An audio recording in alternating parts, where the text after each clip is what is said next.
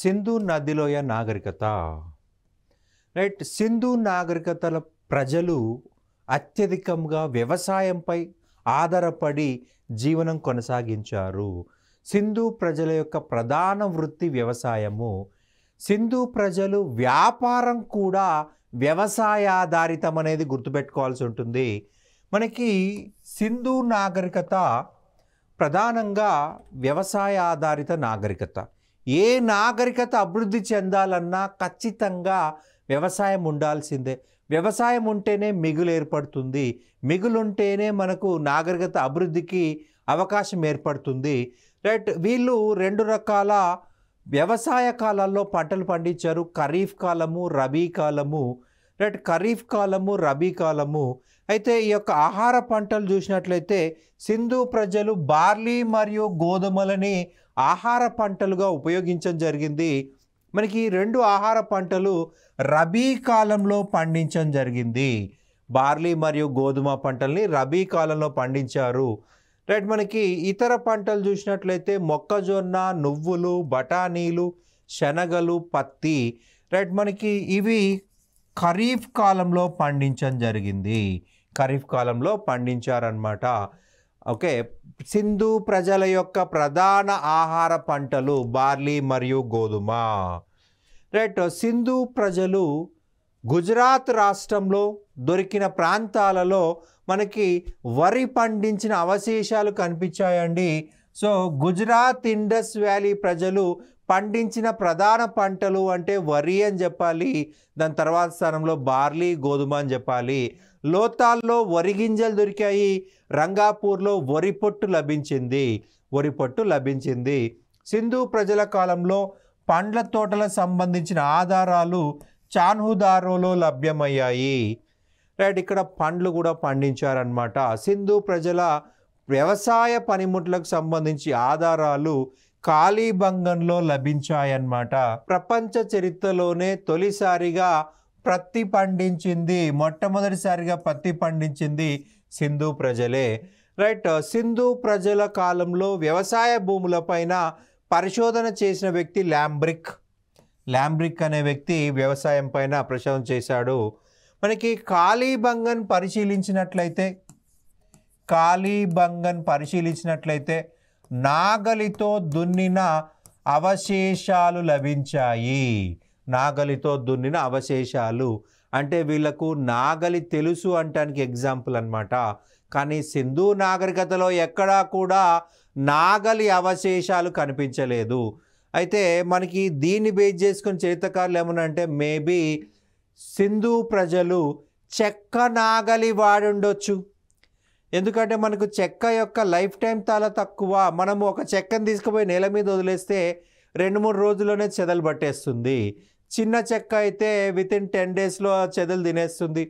అదే పెద్ద చెక్క అయితే నెల 15 రోజులు లేదా 2 నెలలు లేదా 3 నెలల్లో ఆ చెక్కను తినేసే చెదలు. మరి సింధు నాగరికతకి మనకి దాదాపు 5000 సంవత్సరాల గ్యాప్ ఉంది. మరి ఎలా లభిస్తుంది? కాబట్టి ఏమంటున్నారు ఇక్కడ, చెక్క నాగలి వాడుండవచ్చు. బన్వాలి అనే నగరం పరిశీలించినట్లయితే ఈ బన్వాలి నగరంలోనే మనకు నాగలి బొమ్మ దొరికింది.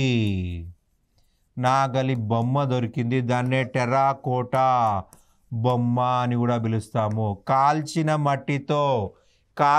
మట్టితో చేయబడిన బొమ్మనే టెర్రాకోటా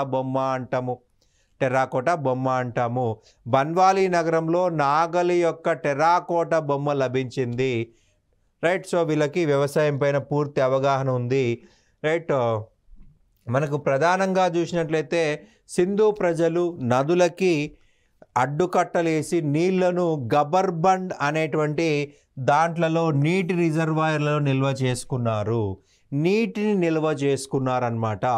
నీటిని నిల్వ చేసుకొని వాటిని వ్యవసాయానికి ఉపయోగించుకున్నారు. నదులకి అడ్లు కట్టలు కట్టేసి నీళ్లను రైట్ గబర్బంద్ అనేటువంటి నీళ్ళ ట్యాంకులలో ఉపయోగించుకున్నారు. రైట్. మనకి ప్రధానంగా చూసినట్లయితే సింధు ప్రజలు వివిధ రకాల జంతువులు ఉపయోగించారు. అనేక సిటీస్లో అనేక నగరాల్లో మనకు అనేక జంతువులు కనిపించాయి. రైట్. మనకు ఎద్దు కావచ్చు, ఆవు కావచ్చు, మేక కావచ్చు, ఇతర జంతువులు మనకు చాలా ఎక్కువ కనిపించాయి. సింధు ప్రజలకు తెలియని జంతువు గుర్రం. సింధు ప్రజలకు తెలియని జంతువు గుర్రము. అయితే మనకు సింధు ప్రజలకు సంబంధించి గుర్రం యొక్క అవశేషాలు లభించిన ప్రాంతము సుర్కాటాడో, గుజరాత్ ప్రాంతము. అయితే మనకు ప్రొఫెసర్ రొమీలా తాపర్ ఈమెమంటుందంటే అది గుర్రం యొక్క అవశేషాలు కావు, గాడిద యొక్క అవశేషాలు అంటుంది. ఈ మొక్కతే అది గాడిద యొక్క అవశేషాలు, గుర్రం కాదు అంటుంది. మిగిలిన వాళ్ళంతా కూడా అది గుర్రం యొక్క అవశేషాలు అంటున్నారు. మనకు ఒకే ఒక ప్రాంతంలో గుర్రం అవశేషాలు లభించాయండి. మనం ఏం చెప్పుకున్నాము, 1400 నగరాలు ఉన్నాయన్నాం. 1400 నగరాల్లో ఒక్క నగరంలోనే మనకి ఈ యొక్క అవశేషాలు దొరికాయి, మిగతా ఏ నగరంలో కూడా దొరకలేదు. కాబట్టి జనరలైజ్ చేయకూడదని చెప్పేసి మన చరిత్రకారులు చెప్తారు. కానీ రొమీలా తాపర్ ఏమంటుంది, ఇది గుర్రం అవశేషాలు కాదు, గాడిద. ఇక నెక్స్ట్ చూసినట్లయితే సింధు ప్రజలకు తెలియని పంట చెరుకు. సింధు ప్రజలకి తెలియని పంట చెరుకు. చెరుకు పంట తెలియదు వీరికి, చెరుకు పంట తెలియదు. సింధు ప్రజలకు తెలియని లోహము ఇనుము. అంటే ఈ మూడు మనం ప్రధానంగా గుర్తుపెట్టుకోవాల్సి ఉంటుంది. సింధు ప్రజలకు తెలియని జంతువు గుర్రము, సింధు ప్రజలకు తెలియని పంట చెరుకు, సింధు ప్రజలకు తెలియని లోహము ఇనుము. మనకి ఇండియాలో క్రీస్తు పూర్వం 800లో తొలిసారిగా ఇనుము వాడినట్టు అవశేషాలు ఉన్నాయి. మనకు శతపథ బ్రాహ్మణంలో రైట్ మొట్టమొదటిసారిగా ఇనుము వాడకం గురించి ఉంది. మరి శతపథ బ్రాహ్మణం ఏ కాలంలో రాయబడింది అయ్యా అంటే క్రీస్తు పూర్వం 800గా గుర్తుపెట్టుకోవాల్సి ఉంటుంది. క్రీస్తు పూర్వం 800లోనే మనకు శతపథ బ్రాహ్మణం రాయబడింది. ఇక్కడ మనకి ఇనుము తొలిసారిగా వాడినట్టు తెలుస్తుంది. క్రీస్తు పూర్వం 800ని గుర్తుపెట్టుకోవాలి. ఇక నెక్స్ట్ చూసినట్లయితే వ్యాపారము. రైట్, విదేశీ వ్యాపారం కలిగి ఉన్నారు. మనకి సింధు ప్రజలు వ్యాపారము అంతర్గత వ్యాపారం చేశారు, విదేశీ వ్యాపారం చేశారు. వ్యాపారంలో ప్రధానంగా వస్తు మార్పిడి పద్ధతి ద్వారా జరిగేది. ఒక వస్తువు ఇచ్చి ఇంకో వస్తువు తీసుకునే వాళ్ళు, వాళ్ళ దగ్గర ఉన్న వస్తువు ఇచ్చి ఇంకో వస్తువు తీసుకోవడమే వస్తు మార్పిడి విధానం. మనకి ఈ కాలంలో నాణ్యాలు లేవు, రైట్. సో వాళ్ళు వస్తువునిచ్చి ఇంకో వస్తువు తీసుకున్నారు. దాన్నే ఇంగ్లీష్లో బార్టర్ సిస్టమ్ అంటాం, తెలుగులో ఓకే వస్తు మార్పిడి విధానం. ఓసారి ఎగ్జామ్లో మనకి బార్టర్ వ్యవస్థ అంటాడు, బార్టర్ విధానం అంటాడు. ఓకే, తెలుగులో రాస్తాడు, తెలుగు లిపిలో రాస్తాడండి వస్తు మార్పిడి పద్ధతిని, రైట్, బార్టర్ పద్ధతి అని కూడా అంటారు. సింధు ప్రజల యొక్క ప్రధాన రేవు పట్టణాలు అంటే లోతాల్, సుక్తా జెండార్. రైట్, ప్రస్తుతం సుక్తా జెండార్కి సముద్రం లేదండి, ఆ కాలంలో ఉంది. ఒక 500 కిలోమీటర్ల భూమి అభివృద్ధి చెందింది, సముద్రం వెనక్కి వెళ్ళిపోయింది, భూమి కొద్దిగా పైకి వచ్చేసింది. ప్రపంచంలోనే మొట్టమొదటి టైడల్ రేవు పట్టణం లోతాల్. రైట్, ఈ యొక్క రేవు పట్టణం అనేది గుజరాత్లోని బోగావా నదీ తీరంలో ఉంది. సబర్మతి యొక్క పిల్ల కాలువ. సబర్మతి నది సముద్రంలో కలిసేటప్పుడు అనేక పాయలుగా విడిపోతుంది. అలా విడిపోయిన ఒక పాయ పేరు బోగావా. ఈ బోగావా పాయ వద్ద ఈ లోతాల్ అనే ఉందండి. ఇక్కడ మనకు అతి ముఖ్యమైన టైడల్ రేవు, అలల ఆధారిత రేవు పట్టణం అనేది గుర్తుపెట్టుకోవాలి. సింధు ప్రజలు స్వదేశీ వర్తకానికి ఎక్క అనే ఎద్దుల బండిని ఉపయోగించేవారు. ఎక్క, ఎద్దుల బండి. వీరు మెసపోటోమియాతో వ్యాపారం చేశారు. మెసపోటోమియా సాహిత్యంలో సింధు నాగరికతను మెలూహా అని పిలవడం జరిగింది. రైట్, మనకు ప్రధానంగా ఏమడుగుతారంటే సింధు ప్రజలు ఎవరితో ప్రధానంగా వ్యాపార సంబంధాలు కలిగి ఉన్నారు. మెసపోటోమియా నాగరికత అనేది గుర్తుపెట్టుకోవాల్సి ఉంటుంది. మెసపోటోమియా సాహిత్యంలో మనకి సింధు నాగరికతను మెలూహా అన్నారు. రైట్, మేము మెలూహా అనే ప్రాంతం నుంచి సింధన్ అనే పత్తిని తెచ్చుకున్నాము అన్నారు. అంటే పత్తి వ్యాపారం చేశారు వీళ్ళు. సింధన్ అనే పత్తిని దిగుమతి చేసుకున్నాము అని వీళ్ళ యొక్క సాహిత్యంలో మెసపోటోమియన్లు రాసుకోవడం జరిగిందనమాట. మెసపోటోమియాలో ఉమ్మా నగరంలో సింధు యొక్క పత్తి బ్యాగులు లభించాయి. సింధు యొక్క పత్తి బ్యాగులు లభించాయి. అంటే సింధు వాళ్ళ నుండి ఈ యొక్క మెసపోటోమియన్లు పత్తిని దిగుమతి చేసుకున్నారు. సూసా, టెలాస్మార్, కిష్, నిగ్గర్ అనే ప్రాంతంలో సింధులో వస్తువులు మరియు ముద్రికలు లభించాయి. సింధు వస్తువులు మరియు ముద్రికలు లభించాయి అంటే మెసపోటోమియా నాగరికతతో వీళ్ళ వ్యాపార సంబంధాలు ఉన్నాయంటానికి బెస్ట్ ఎగ్జాంపుల్ అన్నమాట. ఇక నెక్స్ట్ చూసినట్లయితే దిగుమతులు బంగారం ఆఫ్ఘనిస్తాన్, ఇరాన్ మరియు దక్షిణ భారతదేశము. ఆఫ్ఘనిస్తాన్, ఇరాన్ మరియు దక్షిణ భారతదేశం ఈ 3 ప్రాంతాల నుంచి బంగారం దిగుమతి చేసుకున్నారు. ఇక్కడ మనం ఏం చెప్పుకున్నాము, వస్తు మార్పిడి విధానము అన్నాం. అంటే బంగారం ప్లేస్లో ఏమిస్తారు, వాళ్ళకి కావాల్సినటువంటి రైట్ ఆహార ధాన్యాలు ప్రధానంగా ఎగుమతి చేశారు. ఆహార ధాన్యాలు కావచ్చు రైట్. మనకి సింధు ప్రజలు ఎక్కువగా ఎగుమతి చేసింది ఆహార ధాన్యాలు, పత్తి, నూలు వస్త్రాలు రైట్. మనకి ఆభరణాలు, ఏనుగు దంతం వస్తువులు ఇవన్నీ ఎగుమతి చేశారు. సో అవి ఇచ్చి ఇవి తీసుకున్నారనమాట రైట్. వీళ్ళకి ఏదైనా మనకి కరెన్సీ లేదు, డబ్బులు లేవు, దాని ప్లేస్లో వాళ్ళకి దగ్గర ఉన్నవి ఇచ్చారు. ముఖ్యంగా ఆహార ధాన్యాలు, బంగారము ఆఫ్ఘనిస్తాన్, ఇరాన్ మరియు దక్షిణ భారతదేశం, వెండి ఆఫ్ఘనిస్తాన్, ఇరాన్ ఈ 2 ప్రాంతాల నుంచి వెండి దిగుమతి చేసుకున్నారు. కలప కాశ్మీర్, తగరం మధ్య ఆసియా, రాగి కైత్రీ గనులు రాజస్థాన్, బెలూచిస్తాన్, లాపిస్ లాజులి ఇంద్రనీలమణి అని చెప్పి చెప్తాము.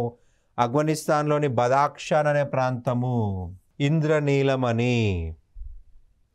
ప్రపంచంలోనే అత్యంత ప్రామాణికమైనటువంటి కొలతలను, తూనికలను సింధు ప్రజలు ఉపయోగించారు. వీరి యొక్క కొలతలు మధ్య ఆసియా, పశ్చిమాసియా దేశాల్లో ఎక్కువగా ఉపయోగించేవారు. సింధు ప్రజలు లోతాల్, మక్రాన్, దిల్మున్ల మీదుగా పశ్చిమాసియాకు వెళ్ళి వ్యాపారం చేశారు. మెసపోటోమియా సాహిత్యంలో ఈ పదాలను ఉపయోగించారు. దిల్మన్ అంటే బెహ్రైన్ అనే దేశము, మక్రాన్ అంటే ప్రస్తుత ఇరాన్ తీరము రైట్, ఇరాన్ తీరం అన్నమాట. సింధు ప్రజల యొక్క తూనికలు కొలతలపైన అత్యధికంగా పరిశోధన చేసిన వ్యక్తి హేమి. ఇతను సింధు ప్రజల యొక్క తూనికల కొలతలపైన పరిశోధనలు చేశాడు రైట్. నెక్స్ట్ ఇక మతం గురించి చూద్దాం. సింధు నాగరికతలో ప్రజలు దేవుణ్ణి పూజించినప్పటికీ దేవాలయాలు మనకు కనిపించలేదు. దేవాలయాలు మనకు దొరకలేదు. వాళ్ళు కట్టారో లేదో కానీ మనకు లభించలేదన్నమాట. మనకి యొక్క కాలంలో ప్రకృతిని పూజించేవారు. వీరి యొక్క కాలంలో మతానికి సంబంధించిన ప్రధానమైన ఆధారాలు అంటే ముద్రికలు. మనకి సింధు ప్రజల యొక్క ప్రధాన దేవత అమ్మ తల్లి లేదా మాతృదేవత రైట్. మనకి ఈ పిక్చర్ చూసినట్లయితే పురుష దేవత కనిపిస్తాడు, పశుపతి మహాదేవ రైట్. మనకి ఈ యొక్క పిక్చర్ నుంచి కూడా క్వశ్చన్లు వచ్చే అవకాశం ఉంటుంది రైట్. పశుపతి ముద్రలో లేని జంతువులు అంటాడు. ముందు ఉన్నవి గుర్తుపెట్టుకుంటే లేని వాటిని ఎలిమినేట్ చేయొచ్చు రైట్. మనకి ప్రధానంగా చూసినట్లయితే పులి, ఏనుగు, ఖడ్గమృగము మరియు దున్నపోతు, కాళ్ళ దగ్గర 2 జింకలు కనిపిస్తూ ఉన్నాయి. సింధు నాగరికతలో ప్రజలు స్టియోటైట్తో తయారు చేసిన ముద్రలు ఉపయోగించడం జరిగింది రైట్. మనకి శ్రీదేవత అమ్మ తల్లి రైట్, శ్రీదేవత అమ్మ తల్లి. అమ్మ తల్లిని పూజించని ఏకైక నగరం అంటే కాళీబంగన్. ఈ యొక్క కాళీబంగంలో మాత్రమే అమ్మ తల్లి విగ్రహాలు దొరకలేదు కాబట్టి ఏమంటున్నాము, అమ్మ తల్లిని పూజించని ఏకైక నగరం అంటున్నాము. సింధు ప్రజలు పశుపతి అనే పురుష దేవతని పూజించేవారు. పశుపతి అనే పురుష దేవతని మనకి ఇప్పుడే చూపించుకున్నాము రైట్. ఈ పిక్చర్ పశుపతి ముద్ర రైట్. ఇతను యోగ ముద్రలో కూర్చున్నాడు, 3 కొమ్ముల కిరీటం ఉంది రైట్. మనకు ఏనుగు, పులి, ఖడ్గమృగము, దున్నపోతు అలాగే 2 జింకలు ఉన్నాయి.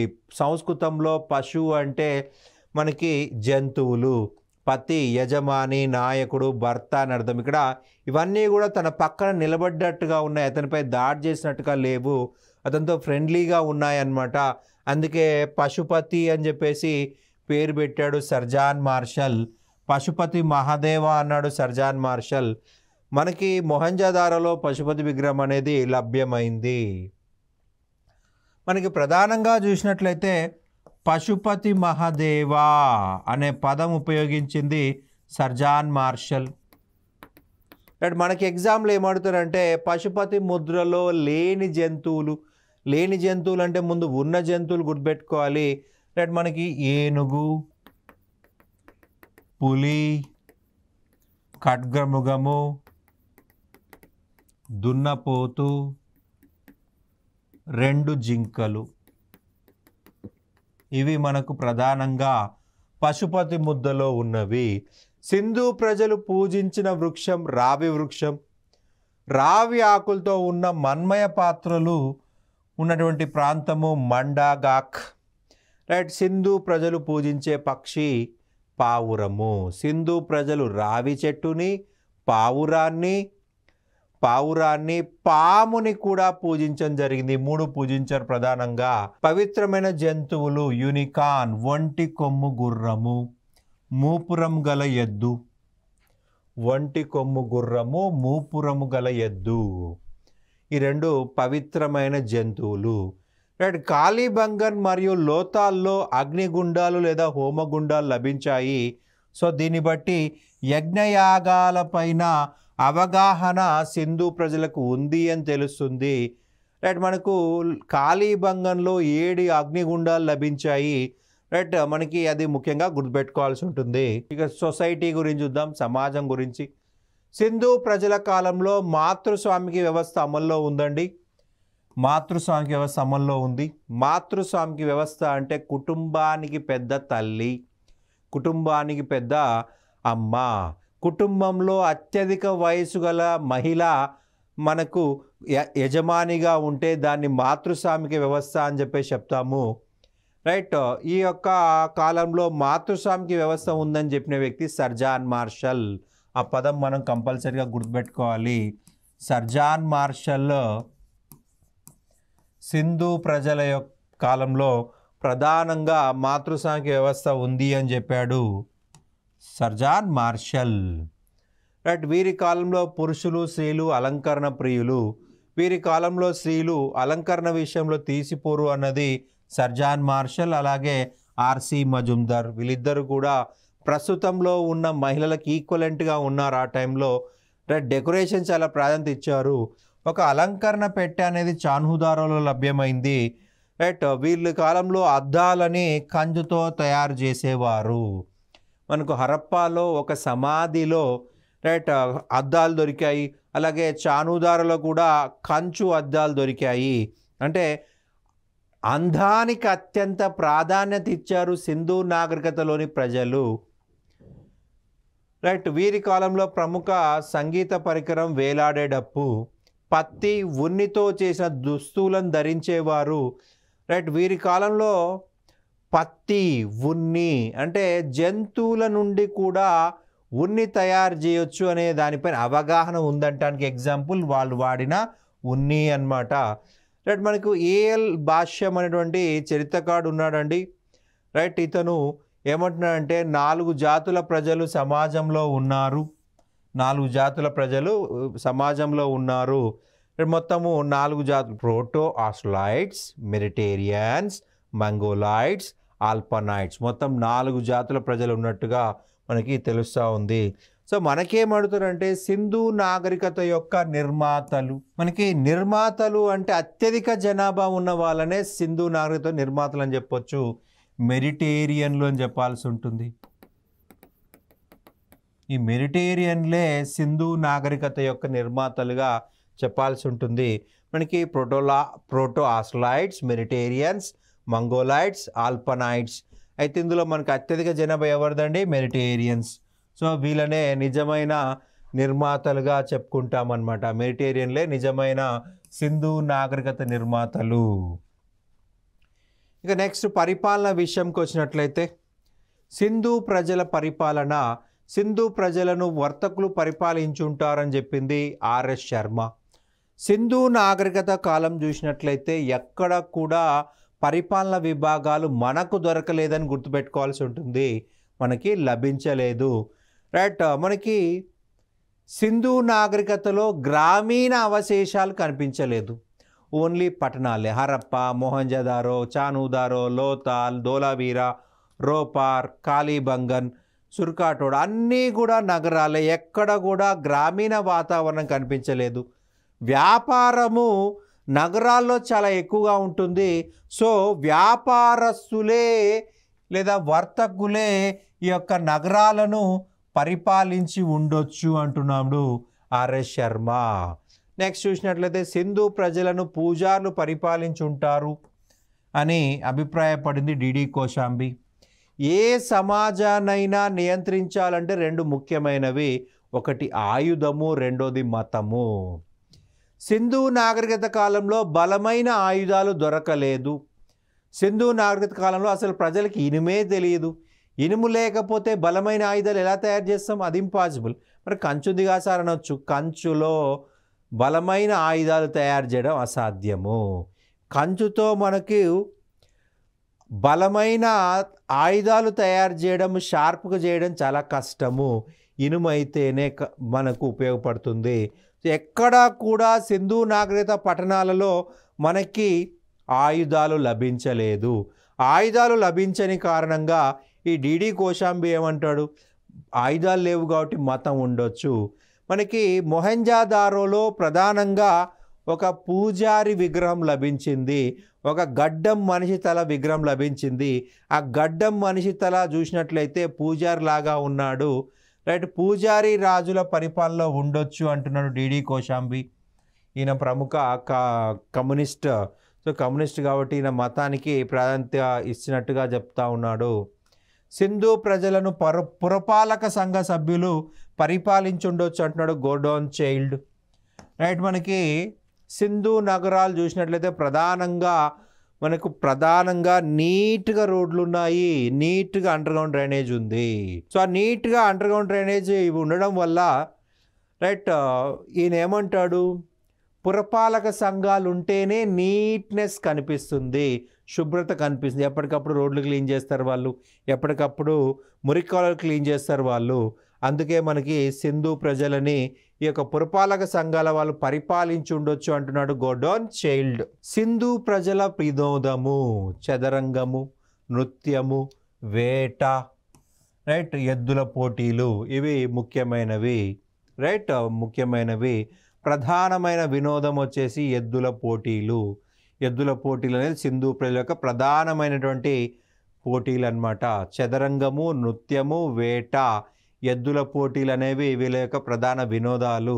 సింధు నాగరికత నుంచి మనకి ఎటువంటి క్వశ్చన్స్ వస్తున్నాయంటే ప్రధానంగా రైట్ మనకు ఫస్ట్ చూసినట్లయితే సింధు నాగరికతలో ఏ నది ఒడ్డున అత్యధిక పట్టణాలు ఉన్నాయని చెప్పేసి అంటాడు. రైట్, మనకి ప్రధానంగా సింధు నది, రావి నది, జీలం నది, చీనాబ్ నది, సరస్వతి లేదా గగ్గర్. అయితే మనకి ఇండియాలో అత్యధిక పట్టణాలు ఉన్నటువంటి ప్రాంతము అంటే నది అంటే సరస్వతి నది అనేది గుర్తుపెట్టుకోవాల్సి ఉంటుంది. ఈ సరస్వతి నదినే మనం గగ్గర్ నది అని కూడా పిలుస్తాము. ఇది మన ప్రీవియస్ బిట్ అండి, కంటిన్యూగా అనేకసార్లు రిపీట్ చేశారు. సింధు నాగరికతలో అత్యధికంగా వాడిన లోహము అంటే రాగి లోహం అని చెప్పాల్సి ఉంటుంది. అయితే మనకి సింధు నాగరికత కాలంలో వాడని లోహము అంటే ఇనుము లోహం అని చెప్పి చెప్పుకుంటాము. ఇనుము లోహము వాడని లోహము. రైట్, సింధు ప్రజలకు తెలియని లోహము ఇనుము లోహము. రైట్, రాగి లోహాన్ని అత్యధికంగా ఉపయోగించారు. రైట్, అత్యధికంగా ఉపయోగించడం జరిగింది.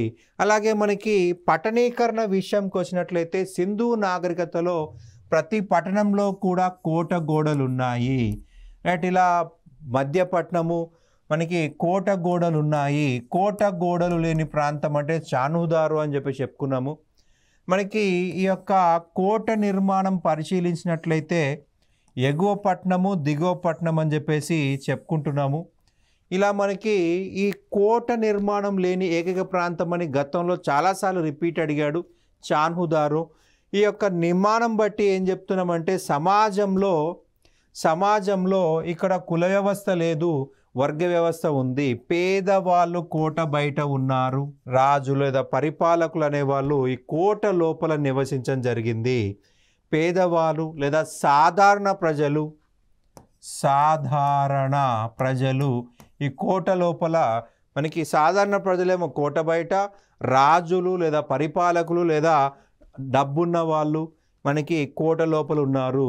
రైట్, మనకి ప్రతి ఒక్క నగరం కూడా నది ఒడ్డునే ఉంది. సో నది ఒడ్డున ఉంది కాబట్టి ఈ నది ఒడ్డున ఉంది.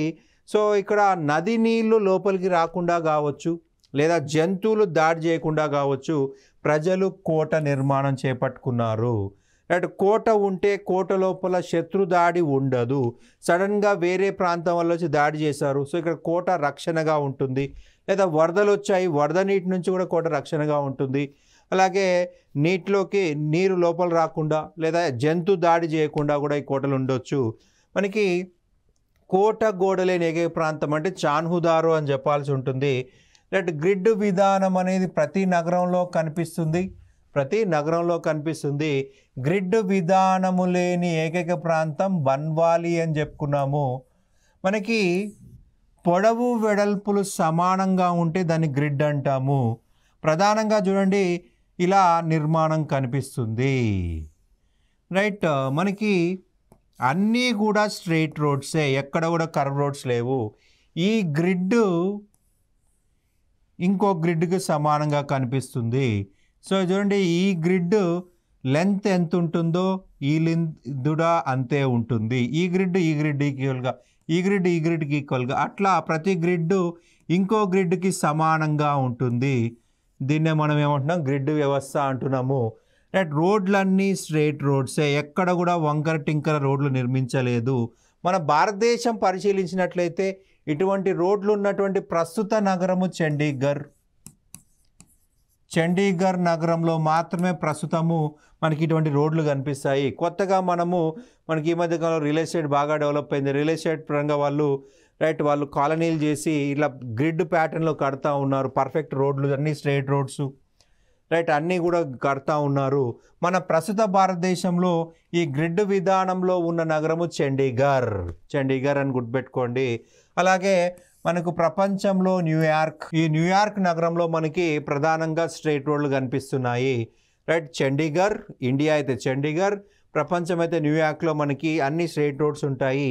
ఈ మెయిన్ రోడ్ కిందనే ప్రధానముగా భూగర్భ మురికి కాలువలు కనిపించాయి.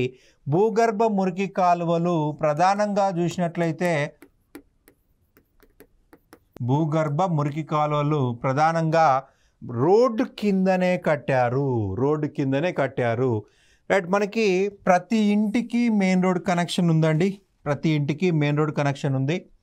రైట్, భూగర్భ మురికి కాలువలకి మనకు ఫర్ ఎగ్జాంపుల్ ఇది ఒక ఇల్లు అనుకుందాం.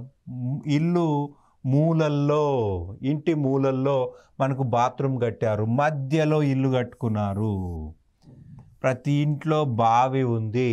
రైట్, ఇవి భూగర్భ మురికి కాలువల నీటిని బయటికి పంపించేసి మెయిన్ లైన్ డ్రైనేజ్కి కనెక్ట్ చేయడం జరిగింది. మెయిన్ లైన్ డ్రైనేజ్కి కనెక్ట్ చేశారు. రైట్, ఇక్కడ ఒకే ఒక నెగిటివ్ కనిపిస్తుందండి. భూగర్భ మురికి కాలువలోకి పంపించే ఒక నీటి కాలువ పక్కనే బావి ఉంది. రైట్, ఇది బాత్రూమ్, బయట మూలల్లో బాత్రూమ్ కట్టారు. బాత్రూమ్ నీటిని భూగర్భ మురికి కాలువ కలపడం జరిగింది. ఇందులో నెగిటివ్ ఏంటంటే పక్కనే మనకు బావి ఉండడము, ఇది ఒక్కటే నెగిటివ్ అన్నమాట. అండ్ మనకి ఈ యొక్క భూగర్భ మురికి కాలువ కట్టారు. ఈ యొక్క భూగర్భ మురికి కాలువ బెడ్ పరిశీలించినట్లయితే మనకు జిప్సం కనిపించింది. జిప్సం దేనిలో వాడతామండి, సిమెంట్లో వాడతాము. ఈ జిప్సం పరిశీలించినట్లయితే ఇది ఈ యొక్క బెడ్ గట్టిగా మారిపోతుంది. మురికి నీళ్ళు భూమి లోపలికి ఇంకవు అన్నమాట. దానివల్ల ఆ భూమి గట్టి పడుతుంది, మురికి నీళ్ళు ఫ్లో అవుతాయి అన్నమాట. ఆ ఫ్లో కావడం వల్ల రైట్ మురికి నీళ్ళు ఇంకవు. సో ఇక్కడ బావిలో ఉన్నటువంటి నీరు పొల్యూట్ అవ్వదు, తాగునీరు ఎటువంటి సమస్య రాదు. వాళ్ళు ఈ యొక్క బావి నుంచి నీటిని సేకరించుకోవచ్చు, మురికి నీళ్ళు ఇందులోంచి పైకి రావన్నమాట. రైట్, అక్కడక్కడ మనకు మ్యాన్ హోల్స్ కూడా కనిపిస్తాయి, మ్యాన్ హోల్స్ కూడా కన్స్ట్రక్ట్ చేసుకున్నారు. భూగర్భంలో మురికి కాలువలను శుద్ధి చేసుకోవడానికి వీళ్ళు మ్యాన్ హోల్స్ కూడా కట్టుకున్నారు. మ్యాన్ హోల్స్ కూడా మనకు కనిపిస్తాయి అన్నమాట. ఈ జిప్సం వాడడం వల్ల మురికి నీళ్ళు లోపలికి ఇంకకుండా ఆ నీటిని బయటికి పంపించేసి నదిలో కలపడం జరిగింది. రైట్, మనకి ఇది ప్రధానంగా గుర్తుపెట్టుకోవాల్సి ఉంటుంది. రైట్, మనకి ఇంతకుముందు మనము సైన్స్ అండ్ టెక్నాలజీ అని చెప్పుకున్నాము. మనకి జిప్సమ్ అనేది వాళ్ళకు అవగాహన ఉంది అంటే సైన్స్ అండ్ టెక్నాలజీ పైన అవగాహన ఉంది. మరి ఒకటి ప్రధానంగా చూసినట్లయితే రాగిని ఉపయోగించారు, తగరం ఉపయోగించారు, అలాగే మనకి కంచు ఉపయోగించారు అని చెప్పుకున్నాం. మనకు భూమి నుంచి రాగిని తీయడం, భూమి నుంచి తగరం తీయడం, భూమి నుంచి వివిధ లోహాలను సేకరించడం కూడా టెక్నాలజీ కిందకే వస్తుంది. వాళ్ళకి సైన్స్ అండ్ టెక్నాలజీ పైన అవగాహన ఉంది. రాగి తగరము, ఈ రాగి తగరం కలిపితే ఏర్పడిందే కంచు. దాన్నే ఇంగ్లీష్లో మనం బ్రాంజ్ అని చెప్పి చెప్తాము. సైన్స్ అండ్ టెక్నాలజీ పైన వాళ్ళకి అవగాహన ఉంది అనడానికి ఇదొక సింబల్ అనమాట. ప్రతి ఇంటికి కూడా మెయిన్ రోడ్ కనెక్షన్ ఉంది. మెయిన్ రోడ్ కనెక్షన్ ఉంది. మురికి నీళ్ళని దీనిలో కలిపేశారు. Thank you. This is Indus valley civilisation.